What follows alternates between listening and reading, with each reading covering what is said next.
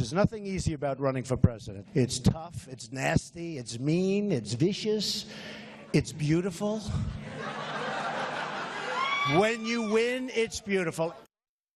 And tonight, Donald Trump is the winner of the South Carolina Republican presidential primary. We have live coverage from Trump's victory party in Spartanburg. Plus, one candidate has dropped out of the race tonight, and the second and third place finishers came down to just about 1,000 votes. So let's look at those numbers. With 99% of precincts reporting, Donald Trump is the winner with 32%. In second place right now is Marco Rubio. He has about 1,100 more votes than Ted Cruz right now. Then comes Jeb Bush, John Kasich, and Ben Carson. Yeah, there are only now 3 precincts left to report. Voter turnout was huge for this primary, more than 737,000 ballots cast, and that shatters the record for turnout for a Republican presidential primary by more than 150,000 votes. Now, you can find results from our area as well as every county in our state on WPDE.com. Today's primary win for Donald Trump was the second straight victory for the billionaire real estate mogul after his first place finish in New Hampshire. And just a few hours ago, he addressed supporters where he laid out his plan if he becomes president. We are going to start winning for our country. We're going to start winning. Because our country doesn't win anymore. It doesn't win. We don't win with the military. We can't beat ISIS. We have great military, but we can't beat ISIS. We don't win on trade. You look at what China's doing to us, what Japan does to us, what Mexico is just killing us at the border.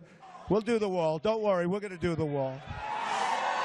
We're going to do the wall, and by the way, who's going to pay for the wall? Mexico's going to pay for the wall. We have a $58 billion trade deficit with Mexico. The wall is going to cost $10 to $12 billion, okay? And ABC 15's Alex Eaton was there as he made that victory speech to an intense crowd in Spartanburg. She joins us now live. And Alex, what is the atmosphere like right now?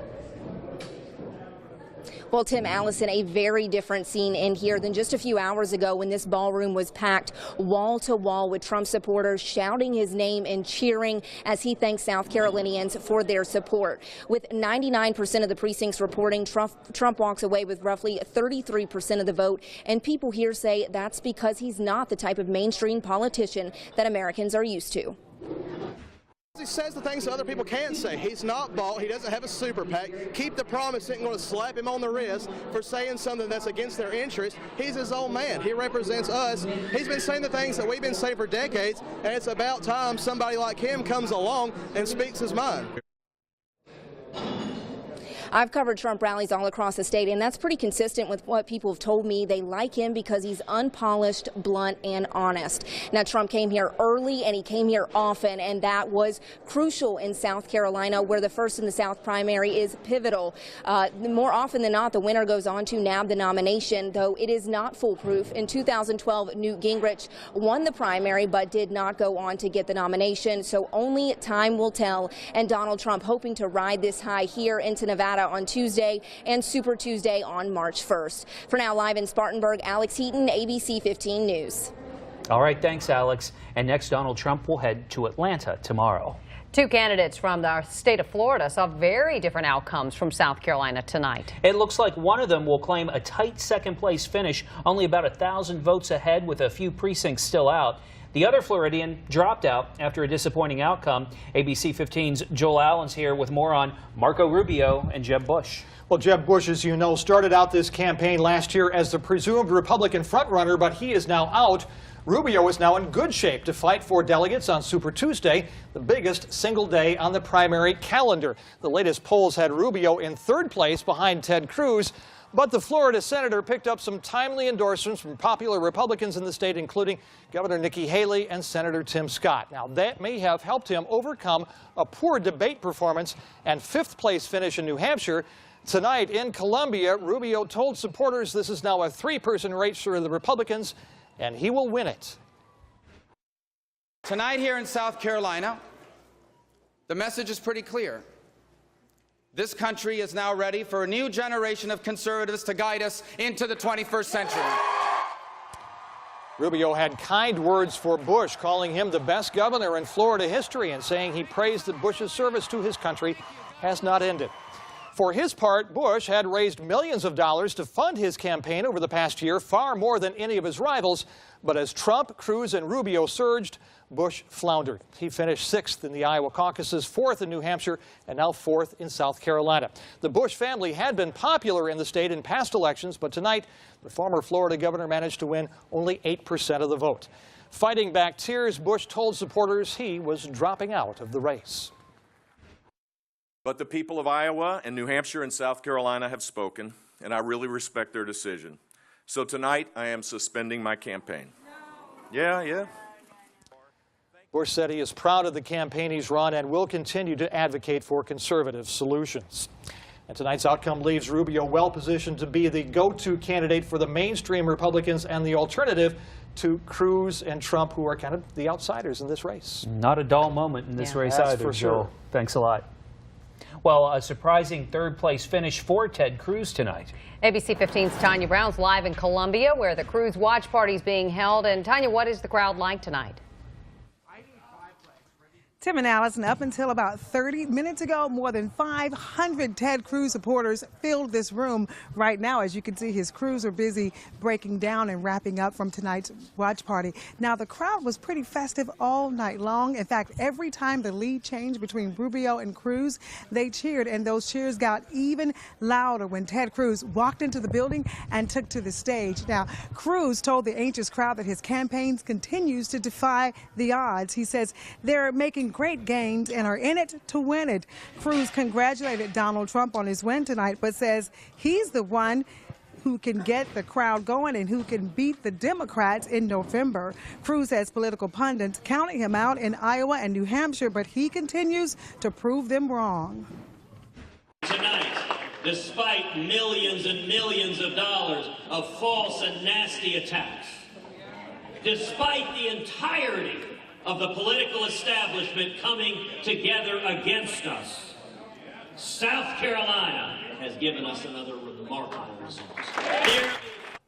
Cruz thanked his supporters tonight for all of their hard work in South Carolina. Many say they didn't mind driving thousands of miles across the country to support Cruz here in Columbia because they have so much faith and trust in him.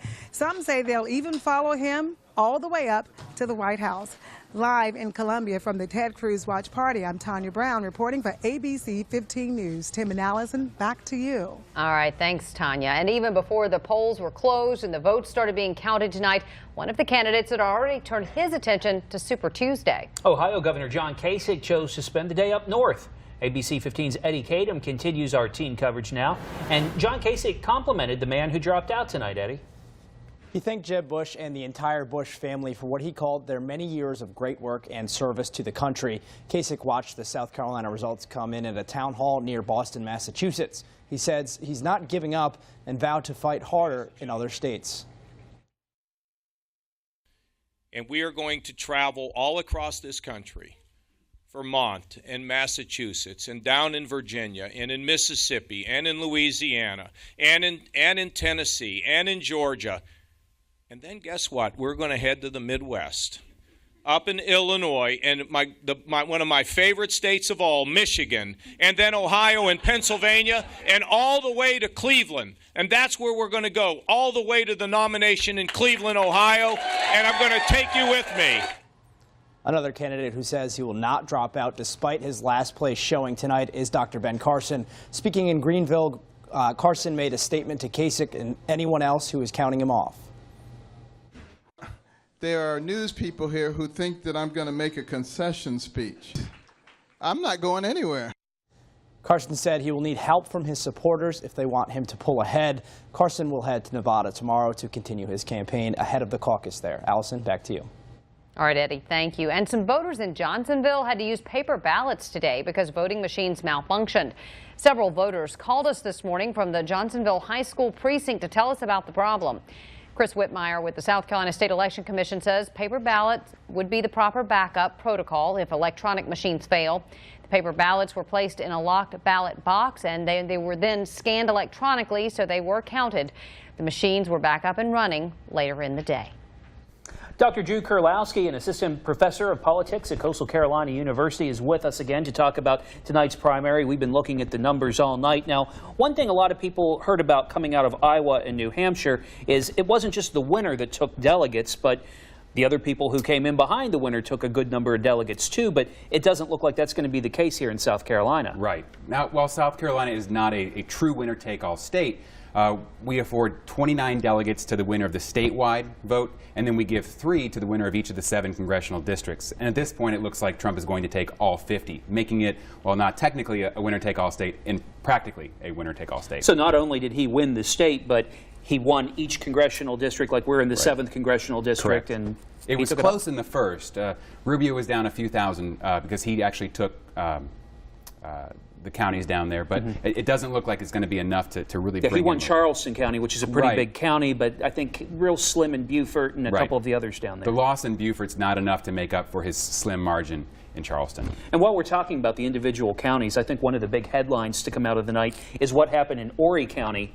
49% of the votes cast in Horry County went to Donald Trump. I mean, just blew the other candidates out of the water. I don't know everybody was expecting that. No, we weren't. I don't think in what we thought maybe might be a more moderate county, we would see that. And if you look across, it's not even blowing away the other candidates. It's blowing away the other counties. That's the #1 county in terms of the proportion of votes going to Trump. Yeah, there were a couple others in the 40s, but definitely none approaching that big 50 Nowhere number. near that. Let's talk about what second place means. Sure. Marco Rubio, Ted Cruz, really kind of battling each other tonight, not just Donald Trump. And it looks like by a very slim margin, Marco Rubio is going to walk away with, I guess, with no delegates, but maybe with bragging rights? Well, bragging rights, but I think we also need to look at expectations going into this. I think Cruz was a favorite for second place. He was closing the gap on Trump. And we looked at Rubio as a distant third, maybe in the teens. And now what we're going to see is not only is it bragging rights for second place, but it's beating those expectations for Rubio, and it's really a letdown in terms of the expectations for Cruz. Because just yesterday a poll came out showing that Ted Cruz was within 5 points of Donald Trump, and he was essentially number 2. Yeah, no, it looks like he lost by a little bit bigger. So overall, what would you say is the big piece of news to have come out of tonight? Well, I think we expected the Trump victory. I think that the second place battle is interesting, but I think the really important thing here is Jeb suspending his campaign. Right? Maybe the writing was on the wall, but for it to happen tonight is sort of a surprise. It's fast. And I think that people over at Rubio headquarters have to be happy about that. What it's going to mean for Rubio going forward into the Super Tuesday states is that he's going to have perhaps an influx of voters and definitely an influx of some much needed money. Now, he and Kasich are going to have to fight over that, but I think it's clear that probably the lion's share is going to go to Rubio. We're going to shift our attention now to next Saturday. We're going to start seeing the Democrats come here, but we just have a few seconds left. It's not going to be the same race. Absolutely, and what we're going to be looking at is different counties. We're going to be looking at different groups, especially how the black vote is going to turn. But right now, Clinton has a fairly large lead in the polls, and it remains to be seen if Sanders can close that. Okay, tune in to ABC 15 News tomorrow at 11 o'clock for Carolina This Week. Dr. Kurlowski and I break more of this down for you, and I want to thank you for taking your time and spending it with us tonight. My Thanks. pleasure.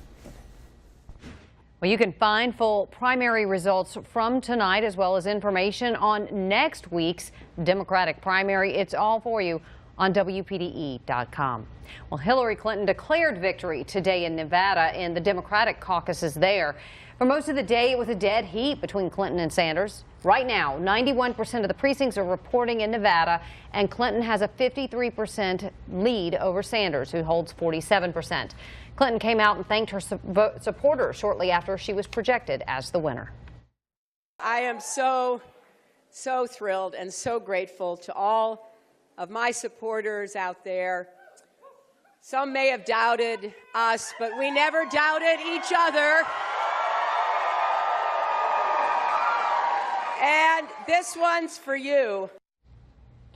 Political analysts say Clinton captured voters in Nevada who said electability and experience were most important to them.